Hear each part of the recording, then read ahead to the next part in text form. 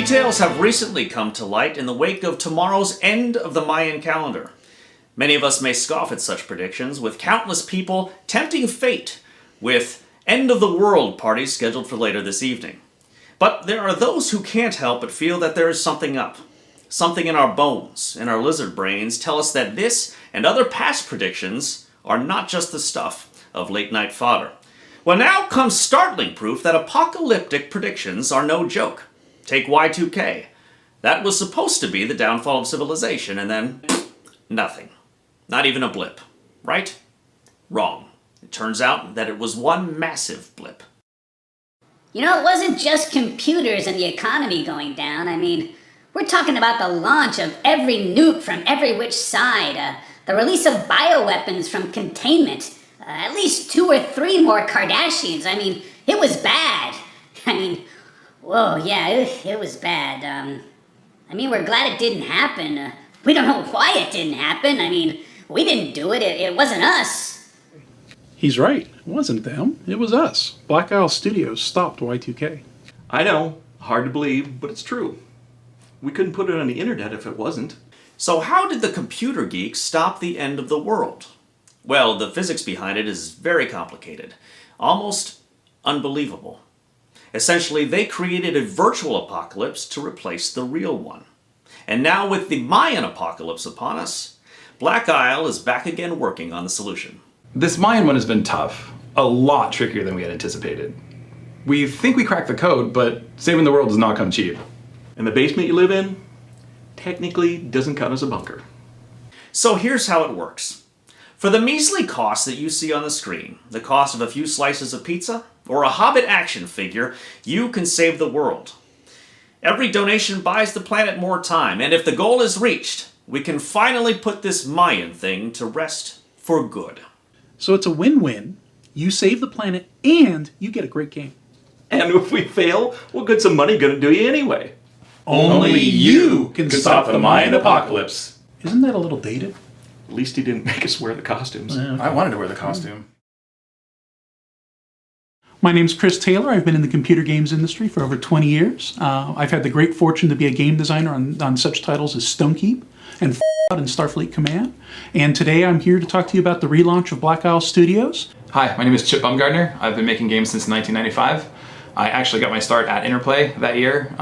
Did a bunch of work on a game called Dragon Dice. I've also done some producing and design work in other places. Worked on some Tony Hawk, some of the Uno stuff, and I also have been a part of the universe. My name's Marco Green, and I really don't like being on camera. I'm always a little concerned that someone will ask me about tortoises in the desert. I've been around gaming since the 80s. I started pitching MMOs back then. Yep, I'm that old.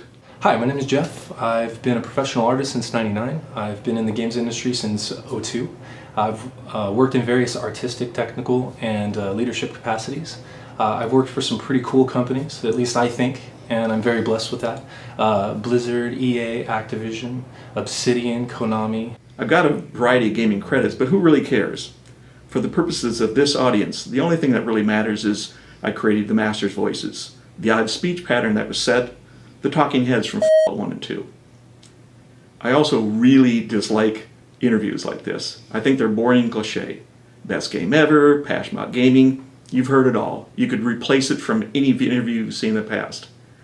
I also don't like games that are the same way, clones of other games. That's not going to happen with PD-13.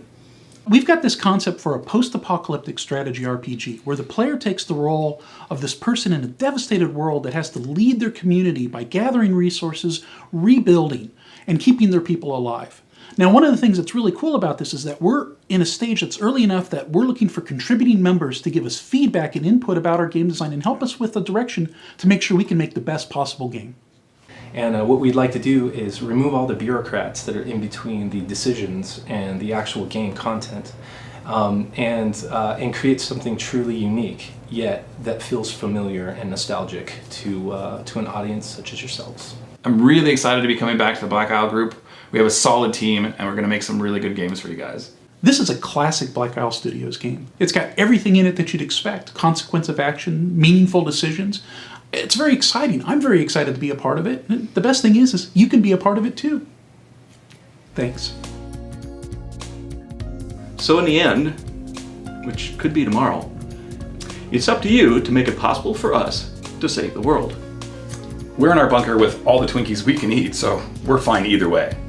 And if we can get our hands on Twinkies, we can do anything. So not only will you be saving your own ass, but you're gonna get a great quality game in the tradition of Fallout. What was that? Yeah, we can't use that word. What the fuck? Wait, I can say fuck, but I can't say Fallout. Exactly.